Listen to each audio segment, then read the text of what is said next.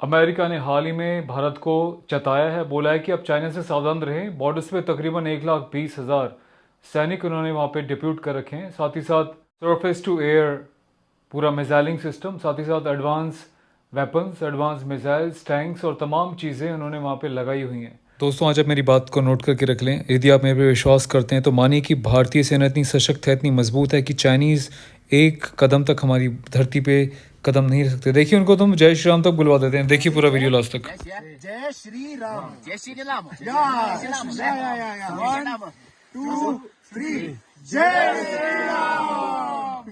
Channel को subscribe कर लें, press the bell icon for all notifications. देखिए आगे तक। उसके बाद चाइना ने इसको क्या तरीके से जवाब दिया और क्या 1962 से हमको सीखना चाहिए, उसके बारे में हम चर्चा करेंगे। साथ ही साथ देश के प्रधानमंत्री नरेंद्र मोदी की विजिट कुवैत पे सिर्फ टूर रहा या उसका कुछ फ़ायदा हमारे देश को या वहाँ पर रहने वाले नागरिकों को होने वाला है, उसके बारे में डिटेल में चर्चा करते हैं। जय हिंद दोस्तों, आप देख रहे हैं ऑफिसर संदीप चपराना, अपना YouTube channel. I hope you are doing well. आज हम बात करेंगे कुवैत के उस दौरे की जो कि पूरे 4 डेकेड्स के बाद, 43 ईयर्स, 43 साल के बाद भारत के किसी प्रधानमंत्री ने कुवैत का दौरा किया।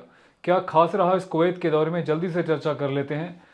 अभी जब पीएम मोदी वहाँ पे गए तो तमाम विषयों पे चर्चा हुई और यहाँ पे जाने का मुख्य उद्देश्य हमारा बिजनेस, एक इंटरनेशनल जो एक ट्रेडिंग है उसको इम्प्रूव करना भी रहा। साथ ही साथ डिफेंस से भी इसका काफ़ी तालमेल रहा।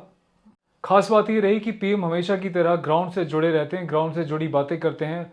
वहाँ पे आवासीय जो भारत के रहने वाले उनसे जाके मिले, मजदूरों से मिले, उनका मनोबल बढ़ाया। उनको एक बात उन्होंने बोली कि भारत से यहाँ आने में तकरीबन 4 घंटे का समय लगता है। बड़ी दुर्भाग्य की बात है कि हमारे देश का कोई प्रधानमंत्री 40 साल 43 ईयर्स के बाद यहाँ पे आ रहा है।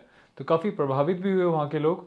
और सबसे बढ़िया ये रहा कि किस खुश मिजाजी के साथ वहाँ के लोगों ने, वहाँ के गवर्नमेंट ने उन्हें वहाँ पे सम्मान दिया।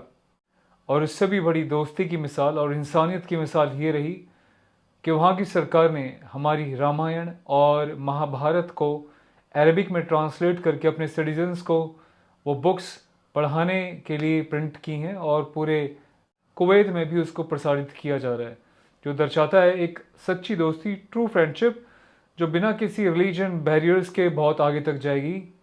पर दुख की बात यह, काश हमारे देश में भी ऐसा ही होता। काश 100% सभी लोग इसी प्रेम भाव के साथ, बिना किसी जाति धर्म के डिफरेंसेस के, बिना एकता के साथ यहाँ पे भी रह रहे होते। इससे पहले कि हम बात करें क्या बेनिफिट होने वाले हैं डिफेंस के भारत को, पहले मैं आपको बता दूं कि कुवैत के प्रधानमंत्री खुद हमारे पीएम नरेंद्र मोदी को सी ऑफ करने आए, एयरपोर्ट तक छोड़ने आए, जो अपने आप में बहुत बड़ी बात है। और इस दौरान उनको हाईएस्ट सिविलियन अवार्ड से नवाजा गया, और जो कि प्रधानमंत्री मोदी का 20th इंटरनेशनल अवार्ड है। मुझे लगता है कि जितने भी एस्पिरेंट्स हैं जो तमाम गवर्नमेंट सर्विसेज के लिए या डिफेंस के लिए, पुलिस फोर्सेस के लिए अपनी तैयारी कर रहे हैं, उनके लिए भी जीके को नोट करना ज़रूरी है। आप उनके साथ भी इस वीडियो को शेयर कीजिएगा, उनको भी बोलिएगा हमारे साथ जुड़ने के लिए, तमाम ऐसे इंटरनेशनल अफेयर्स और अपडेट्स के लिए। चलिए बात करते हैं कि कुवैत जाने के बाद भारत को क्या फ़ायदा होने वाला है। आप जानते हैं मेक इन इंडिया के तहत भारत इंटरनेशनल लेवल पे बहुत ही बड़े लेवल पे हथियार की प्रोडक्शन कर चुका है, जिसमें कि ना सिर्फ होममेड राइफल्स हैं, बल्कि मिसाइल्स भी हैं। तो ये डील भारत के लिए बहुत अच्छा सौदा हो सकती है कुवैत के साथ आने वाले भविष्य में उनको तमाम हथियार सप्लाई करने के लिए। फार्मास्यूटिकल की बात करें तो कुवैत में हमारा बहुत अच्छा एक कंट्रीब्यूशन फ्यूचर में रहेगा।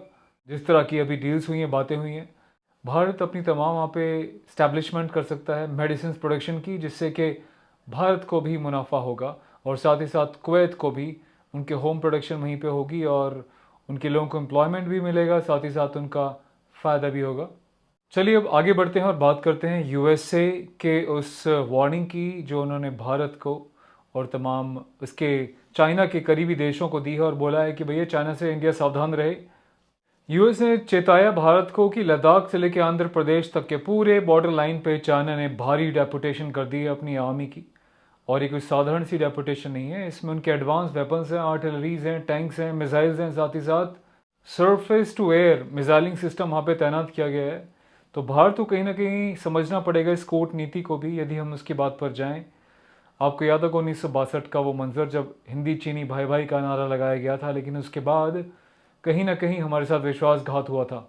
हाल ही में भारत के और चाइना के काफ़ी अच्छे रिलेशंस साथ में देखने को मिले हैं, चाहे वो इंटरनेशनल बिजनेस डील्स हों या फिर बॉर्डर से रिलेटेड डिस्प्यूट को पीसफुली सॉल्व करने की बातें रही हों। तो मुझे लगता है कि बड़े ही स्ट्रैटेजिकली तरीके से यूएस ने भी ये कदम उठाया इस रिपोर्ट को पब्लिश करके ऐसे टाइम पे जब उसको लग रहा है कि हाँ शायद भारत और चाइना थोड़ा आपस में काफ़ी मेलजोल कर रहे हैं, काफ़ी स्ट्रैटेजिकल पॉइंट ऑफ व्यू से इसको देखा जा रहा है। पर उसी के विपरीत चाइना ने इन सभी दावों को खारिज किया है, बोला है कि यूएस जो भी रिपोर्ट चाह रहा है डाल रहा है वो यही चाह रहा है कि हमारा जो है आपसी पड़ोसी देशों से एक फ्रेंडशिप ना रहे, बिजनेस डील्स ना हो, ये गुमराह कर रहा है, इन सब बातों पे ना जाएं, ऐसा उसका मानना है। लेकिन आपको ये भी याद रखना पड़ेगा, यदि हम इस यूएस की रिपोर्ट को इग्नोर करते हैं तो 1962 को नहीं बोल सकते, साथ साथ ये भी नहीं बोल सकते कि किस तरीके से चाइना में अपने सिटीजन्स को, उनके स्कूली बच्चों को 1962 के बारे में और तमाम इंडिया चाइना कॉन्फ्लिक्ट्स के बारे में पढ़ाया जाता है। वहाँ के बच्चों के बारे में मुझे लगता है कहीं ना कहीं थोड़ी सी हीन भावना भी हमारे देश के लिए रहती है। उन सब बातों को मद्देनजर रखते हुए उस पुरानी कहावत हिंदी चीनी भाई भाई को दिमाग से निकालते हुए बड़े ही कदम फूक फूक के रखने की ज़रूरत है भारत सरकार को भी।